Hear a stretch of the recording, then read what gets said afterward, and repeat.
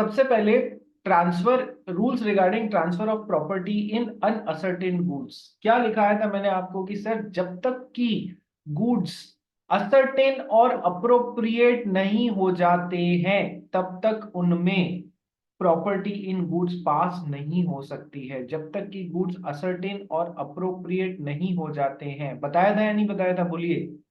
जिसने लिखा है वो कनेक्ट कर जाएगा। जब तक गुड्स अनअसर्टेन में से 1000 बोरी में से 100 बोरी वो निकालें, मतलब वो असर्टेन नहीं किए, डिसाइड नहीं किया कि ये वाले 100 बोरी तो। और अप्रोप्रिएशन, अप्रोप्रिएशन का मतलब कल मैंने आपको बताया था कि ये हालांकि वर्ड साथ में यूज लिए जाते हैं, असर्टेनमेंट एंड अप्रोप्रिएशन कई बार लोग इंटरचेंजेबली भी यूज कर लेते हैं, बट अप्रोप्रिएशन का एक मीनिंग होता है।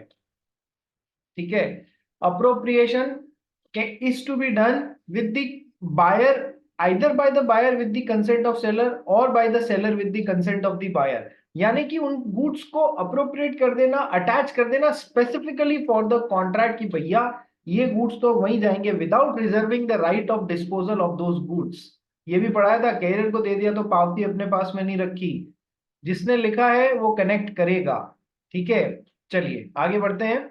असर्टेनमेंट में no property in the goods is transferred from the seller to the buyer unless and until the goods are ascertained and appropriated। ascertained and appropriated। ठीक है, बात समझ में आ गई? Yes sir. पढ़ना भाई Karan Faria, what is the meaning of the word ascertainment? It is the process of identifying the goods and setting apart as per the intended quality or description. As per the contract, जो भी intended quality और description है उसके हिसाब से goods को set aside करना। ठीक है।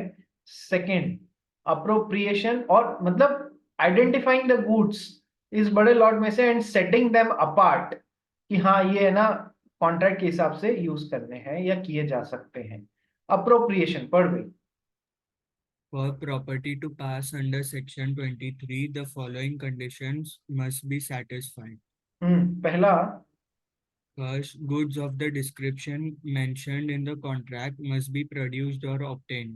ठीक है, क्योंकि मैं आपको बोला फ्यूचर गुड्स के लिए भी होता है, पर ठीक है। मेन चीज क्या है, यदि आपके पास में नहीं है तो आप या तो प्रोड्यूस कीजिए या ऑब्टेन कीजिए। ठीक है। गुड्स को सेकेंड बात डिलीवरेबल स्टेट में लेके आइए। ठीक है, ये तो अपन ने पढ़ा था, goods must be in deliverable state. यदि ये रह गया है तो ऐड करना आपने उसमें नोट्स में कहीं ना कहीं पर, अनसर्टेन गुड्स में भी। ठीक है, यदि आ गए तो बहुत अच्छी बात है, रह गए तो ऐड करना। सबसे पहले उन गुड्स को प्रोड्यूस करके ऑब्टेन किया, दूसरा गुड्स को डिलीवरेबल स्टेट में लेके आए। ठीक है, दैट इज डिलीवरेबल स्टेट का क्या मतलब होता है, ये पढ़ो। The goods are in such state that the buyer would, under the contract, be bound to take delivery of them. Goods को डिलीवरेबल स्टेट में भी लेके आना होगा, दोनों ही जगह लाना पड़ता है, चाहे वो स्पेसिफिक गुड्स हो। यदि वो डिलीवरेबल स्टेट में है तो बहुत अच्छी बात है और प्राइस डिटरमाइन हुई हुई है तो कब होगा। यदि डिलीवरेबल स्टेट में है, प्राइस डिटरमाइन नहीं हुई हुई है तो क्या होगा। और नॉन डिलीवरेबल स्टेट में है तो डिलीवरेबल स्टेट में लाने पड़ेंगे, है कि नहीं। तो सर डिलीवरेबल स्टेट का मतलब गुड्स ऐसे उसमें होने चाहिए कि बायर अंडर द कॉन्ट्रैक्ट उनकी डिलीवरी लेने से मना नहीं कर सकता, यानी एकदम अप्रोप्रिएट तरीके से बने हुए, पैक किए हुए एज पर दी कॉन्ट्रैक्ट, उसी क्वालिटी के होने चाहिए, प्रॉपर पैकिंग के साथ में। ठीक है, next. They must be unconditionally appropriated to the contract. Unconditional appropriation is where, in pursuance of the contract, seller first delivers the goods to buyer or to a carrier or other bailee for their transmission to buyer, and second does not reserve the right of disposal. उन goods को seller unconditionally appropriate कर रहा है, यानी unconditionally बोल रहा है कि मैं तो इस कॉन्ट्रैक्ट के लिए इस गुड्स को काम लेने का वो कर रहा हूँ। ठीक है, अटैच कर रहा हूँ, इन गुड्स को ही काम लूंगा, अनकंडीशनली कर रहा है। ठीक है, वेयर अनकंडीशनल अप्रोप्रिएशन का मतलब क्या कि सेलर या तो गुड्स को बायर को डिलीवर कर देता है या कैरियर को डिलीवर कर देता है for the purpose of giving to buyer, या कोई दूसरा बेली जो पुणे से मुंबई आ रहा है उसको दे देता है। ठीक है, ताकि वो बायर को डिलीवर कर सके। ठीक है, और दूसरा एंड है, वो एंड है और नहीं है, एंड है, यानी ये भी जरूरी है। Does not reserve the right of disposal, यानी अपने पास में उन गुड्स का कंट्रोल नहीं रखता है, वो भी दे देता है अपने पास में, या अपने एजेंट के पास में रिजर्व करके नहीं रखता है, दे देता है, छुट्टा ले जाओ, ठीक है, दे दिया। Next, The assent of the parties may be given expressly or impliedly and can be given either before or after the appropriation. देखो ये तो मैंने आपको कल बता दिया था कि द एसेंट या appropriation can be done either by the seller with the consent of the buyer और by the buyer with the consent of the seller, ठीक है। It can be done even before, ये जो accent है ना, ये आपको अप्रोप्रिएशन के पहले या फिर बाद में कैसे भी दी जा सकती है। इसका मैंने आपको एग्जाम्पल के थ्रू बताया था। क्या बताया था, पहले या बाद में कैसे भी दी जा सकती है का, कि सर सेलर ने सेलेक्ट किया और उस तक पहुंच गई, क्या नाम है, अमेजन, अमेजन पे आपने, बायर ने उस चीज को सेलेक्ट किया, सेलर उस चीज को आप तक भेज रहा है, बड़े ढेर में से निकाल के उसने आप तक पहुंचाया, 50 पीस उस चीज के उसके पास में पड़े थे, उसमें से एक पीस उठा के उसने आपके लिए कमिट कर दिया, कैरियर को डिलीवर कर दिया, ठीक है। कैरियर ने उस माल को आप तक पहुंचाया और आप तक वो माल पहुंच भी गया, ठीक है।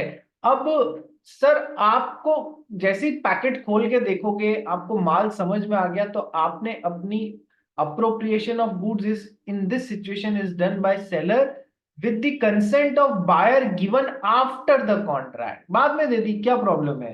कई बार बड़े ढेर में से बायर सेलेक्ट करता है और सेलर उसको पैक करके दे देता है बायर को कि हाँ ले जाओ ये वाला गुड्स, तो वो appropriation is done by the buyer with the consent of the seller.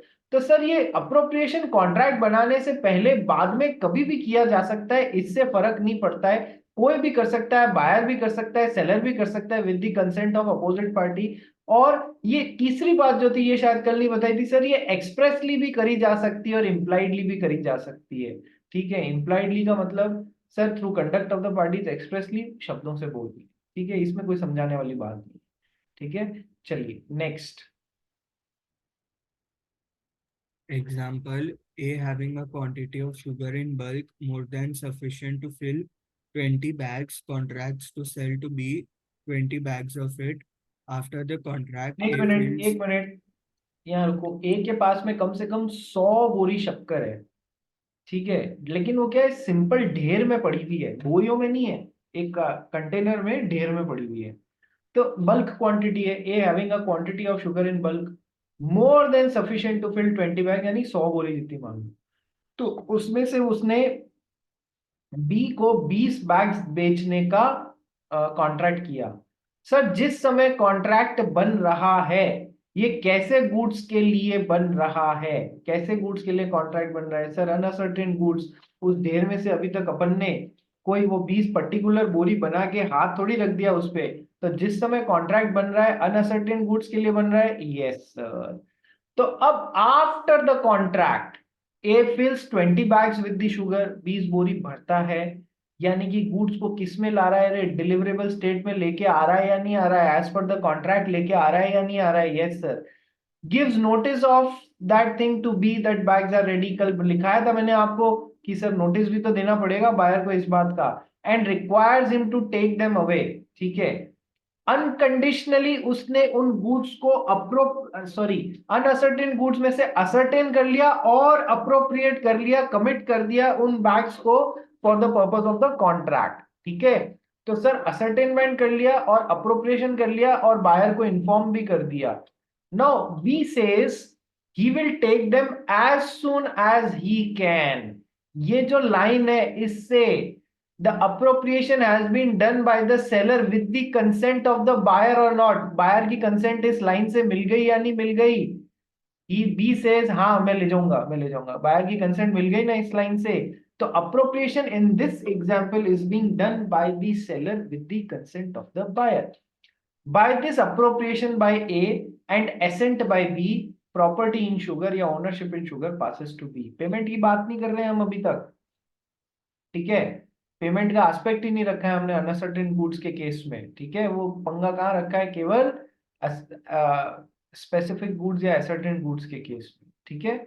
चलिए ये तो हो गया अनअसर्टेन गुड्स में किस तरीके से ओनरशिप या ये बहुत ध्यान से समझने वाली बातें हैं यार, क्योंकि है ना, ये वो टॉपिक्स हैं जहां पर किसी के भी समझने के लिए एफर्ट बहुत अच्छा खासा लगेगा। डराने के लिए नहीं बोल रहा हूँ, समझाने के लिए बोल रहा हूँ कि आपको पढ़ के दिमाग में फिट करना पड़ेगा।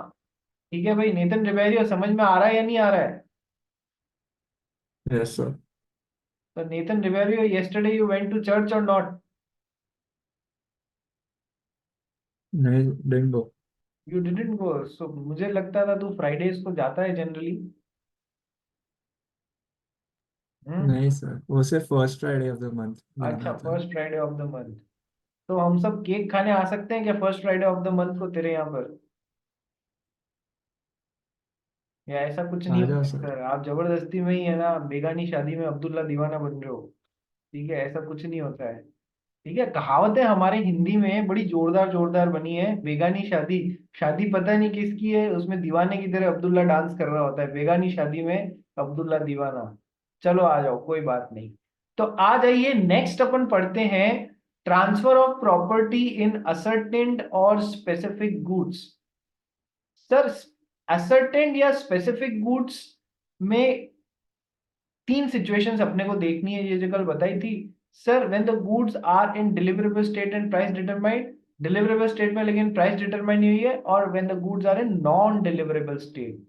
ठीक है, आइए।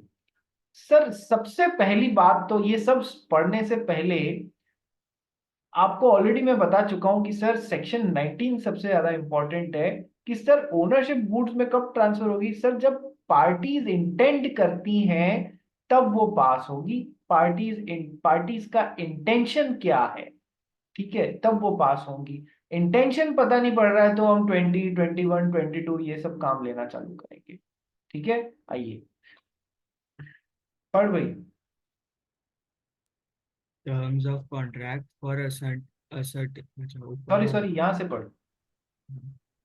Intention of parties, property is transferred at such time as the buyer and seller intend to it to be transferred. ठीक है, इंटेंशन क्या है पार्टीज का, ये समझना बहुत जरूरी है। ठीक है, terms of the contract. Sir, parties का इंटेंशन क्या है ये कहाँ से पता पड़ेगा? सर, कॉन्ट्रैक्ट की जो भी टर्म्स है उससे पता पड़ेगा। For ascertaining the parties intention, regard shall be had to the terms of the contract and circumstances of the case। ठीक है, वहीं से पता पड़ेगा। Time of passing of property, पढ़ भाई। Where the intention of the parties as to the time when the property in goods is to pass is not ascertainable from the contract, the rules laid down in section 20 to 24 shall apply. ठीक है, जहां पर हम contract से पता नहीं लगा सकते हैं वहां पर फिर सेक्शंस देखना चालू करेंगे। ठीक है, सबसे पहला, specific goods which are in deliverable state. ठीक है, और जिधर प्राइस भी डिटरमाइन करी हुई है। ठीक है, पढ़ भाई। First, deliverable state means that the goods are in such a state that the buyer would, under the contract, be bound to take delivery of them. ठीक है, second. Property passes at the time the contract is made. Contract is said to be made as soon as the offer is accepted. देखो Contract here देखो देखो देखो, बस refers. बस बस बस। सर, पहली बात तो गुड्स डिलीवरेबल स्टेट में होने चाहिए, ये बता चुका हूं मैं इस वाले पॉइंट में। सर, इस केस में जहां गुड्स डिलीवरेबल स्टेट में है, स्पेसिफिक गुड्स है, और प्राइस भी ऑलरेडी डिटरमाइन हुई हुई है, प्रॉपर्टी या ओनरशिप ऐसे गुड्स में सेलर से बायर के पास में किस टाइम पर ट्रांसफर होती है? As soon as the contract is made. Price मिली है या नहीं मिली है ये अभी अलग बात है, प्राइस डिटरमाइन होनी चाहिए। पहला केस वही पढ़ा था, yes sir. As soon as the contract is made, the ownership is passed from seller to the buyer. Now when the contract is made, sir जैसे ही ऑफर का एक्सेप्टेंस आता है बस इसी का वेट हो रहा होता है। बाकी एलिमेंट्स यदि प्रेजेंट है तो वो सीधा जाके बस इसी का वेट हो रहा, जैसे ही आता है वो कॉन्ट्रैक्ट बन जाता है या नहीं बन जाता है? यस सर, बन जाता है ना। तो सर, जैसे ही ऑफर का एक्सेप्टेंस आता है और यदि बाकी के एलिमेंट प्रेजेंट हैं तो सर कॉन्ट्रैक्ट उसी समय बन जाता है। यानी कि समझो, इसको प्रैक्टिकली देखो। मैंने जाके दुकान पे 20 बोरी नमक अलग निकाला। आजकल हाइपर मार्केट्स होते हैं ना, हाइपर मार्केट्स में 100 शेल्फ पे नमक ऐसा लगा हुआ है फॉर एग्जांपल, उसमें से मैंने 20 अलग निकाल लिया, 20 अलग निकाल के, या दुकानदार के पास में गया, 20 अलग निकाल के, प्राइस फिक्स थी, उस पे प्राइस टैग लगे हुए थे, ठीक है।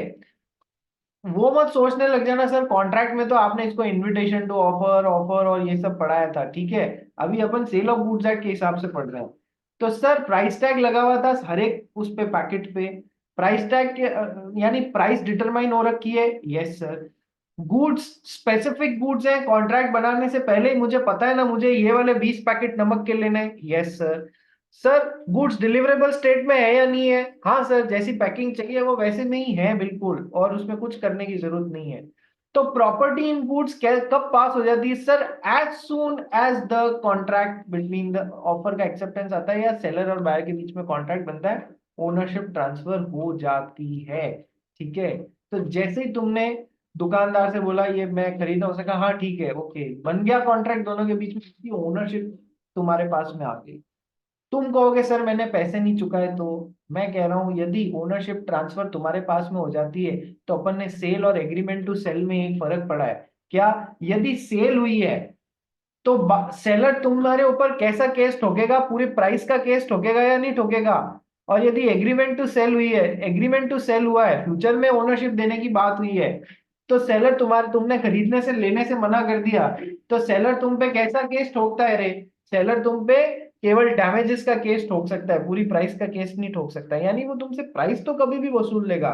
हमारा सवाल ये है कि सर ओनरशिप कब ट्रांसफर हुई, एज सुन एज सेलर और बायर के बीच में गुड्स स्पेसिफिक है, प्लस गुड्स डिलीवरेबल स्टेट में है, प्लस प्राइस ऑलरेडी डिटरमाइन हुई है। सर जैसे ही कॉन्ट्रैक्ट बनता है सेलर और बायर के बीच में, ओनरशिप बायर के पास में चली जाती है, इसका सिग्निफिकेंस या इंपॉर्टेंस समझने की कोशिश करना।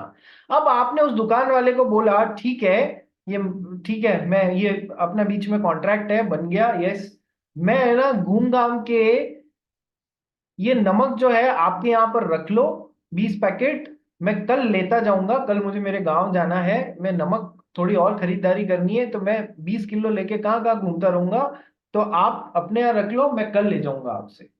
अब रात को क्या हुआ, उस दुकानदार के प्रेमाइसिस में लग गई आग, उसमें किसी की गलती नहीं थी, ना सेलर की गलती थी ना बायर की गलती थी। तो सर अब उस 20 पैकेट का नुकसान कौन बेयर विथ करेगा सर, जो ओनर है। ओनर तो कौन हो चुका है उन 20 पैकेट का, बाहर हो चुका है या नहीं सर, कैसे, अरे ओनरशिप इमीडिएटली ट्रांसफर हो गई थी ना, as soon as the contract is made, if the goods are specific in deliverable state, and sir contract already specific है, डिलीवरेबल स्टेट में है, प्राइस ऑलरेडी डिटरमाइन हुई भी है, तो सर ओनरशिप तो कॉन्ट्रैक्ट बनते ही सेलर से बाहर के पास में चली गई, प्राइस आनी बाकी है, आ जाएगी, कोई दिक्कत नहीं है, ठीक है। सर रात को यदि उन गुड्स को नुकसान हो गया, ना सेलर की गलती ना बायर की गलती, सर तो अब उन गुड्स का नुकसान कौन सर, जो उस समय ओनर है, ओनर कौन, बायर है, क्योंकि ओनरशिप ट्रांसफर हो चुकी है, इसी को करना पड़ेगा। ये ऐसे नहीं बोल सकता अरे मैं तो 20 पैकेट रख के गया था, मैंने अभी तक आपसे लिए थोड़ी है, ऐसा नहीं बोल सकता सर, आप ओनर हो, आप ही को बेयर विथ करना। हाँ मेरी गलती के कारण उन पैकेटों को नुकसान होता तो मैं बेयर विथ करता, सेलर बेयर विथ करता। बात समझ में आई, इसके इफेक्ट कैसे कैसे हो जाएंगे, क्वेश्चन में क्या क्या देखने मिल सकता है, बोलो रे। नी मुरार का समझ में आया, नी मुरार का, यस सर। पूंजी मैडम, यश मैडम, दक्ष अग्रवाल, मीत, समझ में आया, हाँ। चलिए आगे बढ़ते हैं, लेट्स मूव फॉरवर्ड। तो sir property passes at the time the contract is made, contract कब, जब ऑफर का एक्सेप्टेंस आ जाता है और बाकी एलिमेंट्स है तो कॉन्ट्रैक्ट बन जाता है। Contract here refers to an unconditional contract, मतलब इफ्स एंड बट्स वाला नहीं, हाँ पक्का है कॉन्ट्रैक्ट है, दैट इज उसमें कोई कंडीशन वंडीशन डाल दी है तो फिर वो कॉन्ट्रैक्ट अभी तक पक्का नहीं बना है, ठीक है। कब प्रॉपर्टी पास होती है, property passes immediately in spite of parties agreeing to postpone the time for payment और डिलीवरी ऑफ गुड्स, गुड्स दिया या नहीं इससे फर्क नहीं पड़ता है, पेमेंट आया या नहीं इससे फर्क नहीं पड़ता है, कॉन्ट्रैक्ट बनते ही सेलर से बायर के पास में ओनरशिप ट्रांसफर हो जाती है, and risk follows ownership, golden rule तो हमारा यही है, ठीक है। इम्पैक्ट समझ में आया कॉन्ट्रैक्ट बनाने का, यस सर। एग्जाम्पल पढ़ो भाई, X offers to sell to Y his car at rupees 80,000. Y accepts the offer. As soon as the offer is accepted, that is, contract is made, property in ownership, the car passes to Y. It shall make no difference even if price is to be paid later or delivery is postponed to another day as decided by X and Y. Sir x और Y car खरीदने और बेचने का agreement बनाते हैं 80,000 रुपए में। Car specific goods है या नहीं? हाँ, ये वाली कार। ठीक है। डिलीवरेबल स्टेट में कुछ काम कराना तो बाकी नहीं है, कोई सर्विस वगैरह, कोई स्पेयर पार्ट्स रिपेयर, कोई बम्पर वगैरह, कोई पेंट जॉब कराना तो बाकी नहीं है? नहीं सर, बिल्कुल जैसी है वैसी स्टेट में देनी है। ठीक है। प्राइस डिटरमाइन हो गई? हाँ सर, ये तो देख लिया आपने, बार बार क्या पूछ रहे हो, 80,000 रुपए सामने तो लिखा हुआ है। ठीक है, चलिए तीनों बातें हो गई। जैसे ही कॉन्ट्रैक्ट बना, ओनरशिप उस कार की सेलर से बायर के पास में चली गई। कार का बाद में देना और कार की प्राइस बाद में मिलना, ये अलग एस्पेक्ट्स हैं, ये कभी भी होते रहे। कॉन्ट्रैक्ट बनते ही ओनरशिप सेलर से बायर के पास में चली गई इन स्पेसिफिक गुड्स। ठीक है। It shall make no difference even if price is to be paid later or delivery is postponed to another day. It shall make no difference. What is pertinent, what is important is contract कब बन रहा है। Contract unconditional contract होना चाहिए। Unconditional contract बनते ही ownership seller से बाहर के पास में चली जाएगी इन स्पेसिफिक। ठीक है, क्लियर हो गया ना? इजी है ना? देखो, बार बार पढ़ना, बार बार समझना, क्लैरिटी मिल जाएगी। मैं आपको मेरी तरफ से 100% कोशिश कर रहा हूँ, 100 नहीं 300% कोशिश कर रहा हूँ कि चीजों को इजी बना के समझो। Next, specific goods which are in deliverable state but price अभी तक हमने सेट नहीं किए। तो मीत का कल एग्जाम्पल बताया था ना मैंने आपको, अपनी मम्मी को ये गोल्ड की बैंगल्स दिलाने ले गया था। तो बैंगल्स पसंद है, गुड्स स्पेसिफिक है। क्या गुड्स डिलीवरेबल स्टेट में? हाँ सर, उनपे कुछ अभी पॉलिश, कोई नगीना हटाना, नया लगाना, कुछ भी करना बाकी नहीं है, जैसी है वैसे ही बाहर एक्सेप्ट कर लेगा उसको। And price is, but price is not, तो प्राइस आप वो उस पे वेइंग मशीन पे रख के और जैसे उसको मल्टीप्लाई करके तोलोगे, उसका प्राइस डिटरमाइन करोगे और उसके बारे में बायर को इन्फॉर्म करोगे, तो फिर बायर को नोटिस दोगे इस बारे में, तब आपकी ओनरशिप सेलर से बायर के पास में ट्रांसफर हो जाएगी। ये तो नापने तोलने वाली बात हुई। नापा और भी तो, प्राइस और भी तो तरीके से असरटेन करी जा सकती है। आप कपड़ा खरीदने जा रहे हो, शूटिंग शर्टिंग का, आपने कोई ट्राउजर्स या अपनी शर्ट सिलवाने के लिए, तो लेंथ के हिसाब से नाप के पर मीटर रेट से कैलकुलेट करेंगे, वहां पर तोलेंगे थोड़ी ना, वहां पर उस तरीके से करेंगे। हर कमोडिटी का अपना एक तरीका होता है प्राइस डिटरमाइन करने का, तो वैसे करेंगे। ठीक है, आओ big word, specific goods deliverable state but price not ascertain, ऐसी में ओनरशिप सेलर से बायर के पास में कब जाती है? पर The goods are specified, but the seller has to weigh, measure, test, or do some other act or thing with reference to the goods for the purpose of ascertaining the price. For the purpose of ascertaining the price, कुछ ना कुछ करना पड़ता है, दूसरा कुछ करना होता है प्राइस डिटरमाइन करने के लिए। गुड्स स्पेसिफिक है, डिलीवरेबल स्टेट में भी है। Second, Property passes only after the seller has weighed, measured, tested, or does some other action or thing to ascertain the price, and the buyer has notice thereof. Sir ownership कब transfer होगी seller से buyer के पास में? Only after seller has weighed measured tested, जो भी काम करना था, जो भी काम करना था उस कमोडिटी की प्राइस को एसरटेन करने के लिए, वो कर लिया उसने। And the buyer has notice thereof, और बायर को उसके बारे में अवगत करा दिया। ठीक है, एग्जाम्पल पढ़ो। A, owner of a stack of wood, contracts to sell it to B, weigh and deliver it at rupees 10 per ton. B agrees to take and pay for it on a certain day. One part of it is weighed and delivered to B. The ownership of the residue is not transferred to B until the wood has been weighed and the notice thereof is given to B. देखो, बहुत बड़ा लकड़ियों का एक गट्ठर पड़ा था, stack of would. ठीक है, इतनी सारी में बहुत सारे स्टैक ऑफ वुड पड़े हुए थे। ठीक है सर, ये पड़ा था, ये पड़ा था, मतलब लकड़ियों के ढेर पड़े हुए थे ऐसे। सर गुड्स पूरे का सौदा हुआ? Yes sir. Sir specific goods है, यस सर। क्या गुड्स डिलीवरेबल स्टेट में है? हाँ सर। ऐसे कैसे उठा के स्टैक्स को ले जाना है, बंदे को होते हैं ना स्टैक्स। ठीक है सर। पर सर सौदा कैसे हुआ? 10 रुपए प्रति टन के हिसाब से आपको हम बेच रहे हैं।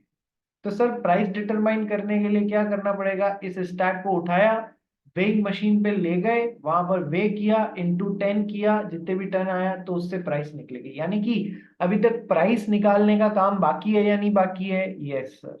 तो ओनरशिप कब ट्रांसफर होगी? सर जब ये काम करके और इसके बारे में बायर को बता देंगे या गुड्स डिलीवर कर देंगे, तब हो जाएगी। ठीक है सर। अभी तक एक गट्ठर के साथ में उन्होंने वेइंग कर दी और उसका तोल निकाल के 10 से मल्टीप्लाई करके बायर को इन्फॉर्म कर दिया या पहुंचा दिया, तो सर उसकी ओनरशिप तो सेलर से बायर के पास में ट्रांसफर हो गई। बाकियों के साथ अभी ये काम करना बाकी है, तो उनमें ओनरशिप ट्रांसफर नहीं हुई। क्या ये समझा दिए? समझ में आ गया? बोलो यस और नो। क्या ये समझ में आ गया? इजी है ना?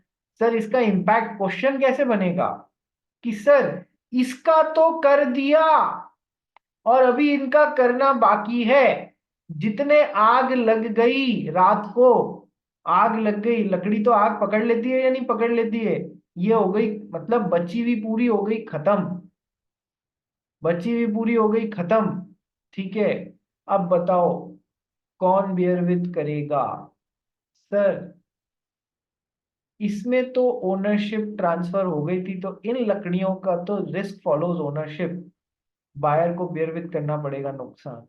इसमें अभी तक जो है सेलर ने ओनरशिप चूंकि वे करके उस प्रॉपरली उसको इन्फॉर्म नहीं किया, तो ओनरशिप अभी तक ट्रांसफर नहीं हुई है।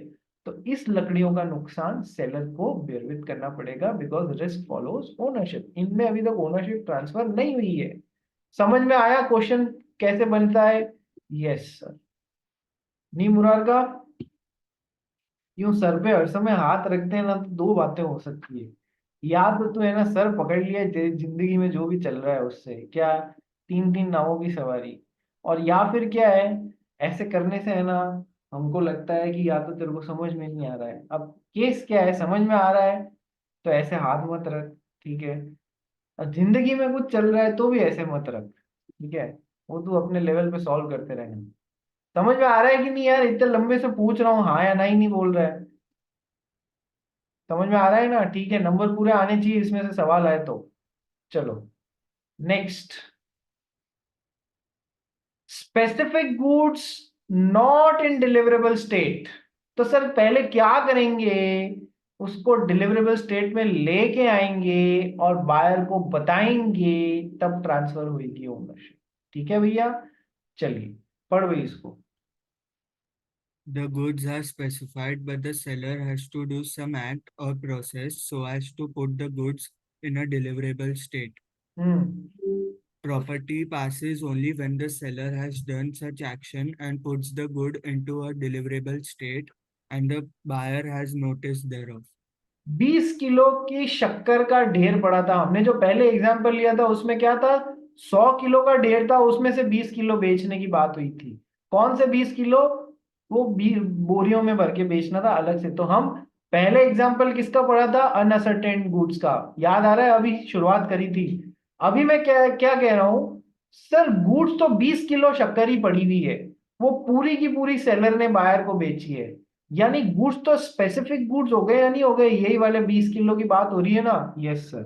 ठीक है, तो गुड्स तो स्पेसिफिक हो गए, लेकिन एक एक किलो की बोरी में भर के बेचने की बात हुई है पैकेट में। तो सर क्या गुड्स डिलीवरेबल स्टेट में? नहीं, गुड्स डिलीवरेबल स्टेट में नहीं। तो ओनरशिप कब ट्रांसफर होगी? सबसे पहले एक एक किलो के पैकेट में भर के उनको जब सील कर देगा, डिलीवरेबल स्टेट में ले आएगा, तब वो पहली बात तो ये करना पड़ेगा डिलीवरेबल स्टेट में। प्लस बायर को बोलना होगा सर आपके गुड्स तैयार हैं, जैसा आपने बोला था वैसे तैयार है। जैसे ही ये दो काम होंगे, ownership in those goods gets transferred from the seller to the buyer. Yes, price आना और डिलीवरी देना दो अलग अलग बातें। यस, ठीक है। चलिए एग्जाम्पल, ये एग्जाम्पल थोड़ा सा रुक जाओ भाई, ये एग्जाम्पल थोड़ा सा अजीब सा है, इसको रुक जाना। क्या ये कहानी समझ में आई? यस सर, कहानी समझ में आ गई है। वापस पढ़ना। देखो हमको भी हर बार कुछ ना कुछ नया पॉइंट मिलता है, समझाने में थोड़ा टाइम लगता है, ठीक है। चलिए, now goods sent on approval or on sale or return basis, goods sent on approval or on sale or return basis, ठीक है। चलिए, ये किस चिड़िया का नाम है पहले आपको समझाता हूँ। सेक्शन 24, ये है वो तीसरा पार्ट जिसकी मैं बात कर रहा था ना चार्ट में, goods Saint on sale on approval और रिटर्न बेसिस, ये वो वाला, ठीक है। चलिए, तो सर क्या कंसेप्ट होता है, कई बार अपने में से कोई है क्या जो गिटार बजाता है? किसी को आता है गिटार बजाना? नितिन रिवेलियो, तेरे को आता है? कोई भी इंस्ट्रूमेंट बजाना आता है या नहीं आता है किसी को? Tabla, guitar, flute? दक्ष अग्रवाल क्या बजाता है? सर तबला बजाता। तबला बजाता है? अच्छा, सच्ची में आता है? अच्छा, या फिर बस काम चलाओ या कैसा मतलब? मतलब मतलब बचपन में करीबन 12 साल का था तब 2-3 बार मतलब ड्रामा किया है, अच्छा, क्योंकि पापा को भी तबला का शौक था, इसलिए पापा को भी तबला पापा का भी शौक बजाते था? हैं। पापा तेरे को मेरे को तो नहीं बजाते थे कि आ जाओ बेटा आ जाओ? ठीक है, ये भी एक बहुत बड़ी डिफिकल्ट बात होती है। चलो, अब, अरे यार बहुत बुरा जोक मारा, मेरे को पता है, चलो आ जाओ। अब हमारा दक्ष अग्रवाल जो है, वो गया एक, वो कहते हैं ना म्यूजिक इंस्ट्रूमेंट्स की शॉप पे, म्यूजिक इंस्ट्रूमेंट्स की शॉप पे गया, वहां उनको एक आदमी मिला, ओनर, जिसका नाम था जेठालाल। जेठालाल वाले कैरेक्टर से तो सब फेमस पता ही होगा, ठीक है। तो दक्ष अग्रवाल गया जेठालाल की शॉप पे म्यूजिक इंस्ट्रूमेंट तबला खरीदने के लिए, ठीक है। एक पतला वाला होता है, एक राउंड वाला मोटा वाला होता है, ठीक है।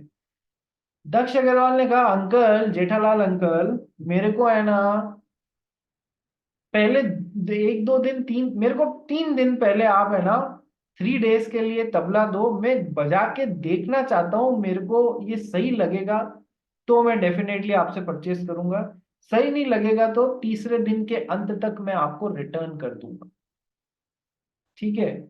यानी कि ये कैसे, जेठालाल को भी समझ में आ गया, हाँ कोई ग्राहक जेन्युइन है, कोई फर्जीवाड़ा तो नहीं कर रहा है। तो उसने कहा ठीक है, आप ये तबला ले जाइए, 3 दिन का मैं आपको टाइम दे रहा हूं, यदि आपको 3 दिन में समझ में आ जाए तो आप रख लीजिएगा, नहीं तो आप माल मुझे वापस लौटा दीजिएगा, चौथे दिन की सवेरे तक लौटा दीजिएगा, बस इससे लेट मत लौटाइएगा, ठीक है साहब। ऐसी सेल को अपन क्या बोलते हैं? सेल ऑन अप्रूवल और रिटर्न बेसिस। समझ में आ गया? सेल ऑन अप्रूवल और रिटर्न बेसिस, यानी कि दक्ष अग्रवाल अप्रूव करेगा 3 दिन में, तब तो ये सेल फाइनल मानी जाएगी, नहीं तो नहीं मानी जाएगी, नहीं तो ये गुड्स रिटर्न हो जाएंगे। कंसेप्ट समझ में आ गया मोटा मोटा? Yes sir. अब इसकी कंसेप्ट की कुछ निटी ग्रिटीज हैं, कुछ समझने वाली बातें हैं इसमें। सर, दक्ष अग्रवाल ने, या तो दक्ष अग्रवाल जेठालाल को 3 दिन में अप्रूव कर देता है, तो ओनरशिप सेलर से बायर के पास में आ जाती है। यानी कि पहला तरीका, प्रॉपर्टी या ownership on in the case of sale on approval और रिटर्न बेसिस में कब ट्रांसफर होती है, किन किन तरीकों से? 3 तरीकों से ओनरशिप ट्रांसफर हो जाती है भैया सेलर से बायर के पास में। इस सिचुएशन में सेल ऑन अप्रूवल और रिटर्न बेसिस में 3 तरीकों से ओनरशिप सेलर से बायर के पास में ट्रांसफर हो जाती है। पहला तरीका, दक्ष अग्रवाल ने अप्रूवल कम्युनिकेट कर दिया 3 दिन के भीतर, मुझे पसंद है अंकल तबला, मैं खरीदूंगा, तो हो गई ओनरशिप सेलर से बायर के पास में, सेल ऑन अप्रूवल में अप्रूवल मिल गया। Yes sir. दूसरा तरीका, सर, दक्ष अग्रवाल ने उस ट्रांजैक्शन को अडॉप्ट कर लिया, दक्ष अग्रवाल ने उस ट्रांजैक्शन को अडॉप्ट कर लिया, अडॉप्ट कर लिया, ठीक है। देखो, अडॉप्ट करने का क्या मतलब होता है? सर, उसने, दक्ष अग्रवाल को, उसने उन गुड्स के साथ में कुछ ऐसा कर लिया कि हम ये मान लेंगे कि उसने पहले अप्रूवल दिया माल खरीदने का, फिर वो काम किया। कैसा? दक्ष अग्रवाल को दूसरे दिन पैसे की बहुत जबरदस्त जरूरत पड़ी। तबला लेने 3 दिन के अप्रूवल और रिटर्न बेसिस पे लिया, दूसरे दिन पैसे की जरूरत पड़ी, पापा घर पे थे नहीं। इसने दक्ष अग्रवाल ने तबला है ना किसी और को बेच दिया। किसको बेच दिया? करण फारिया को बेच दिया। ले तू बजा ले यार, मेरे को 1000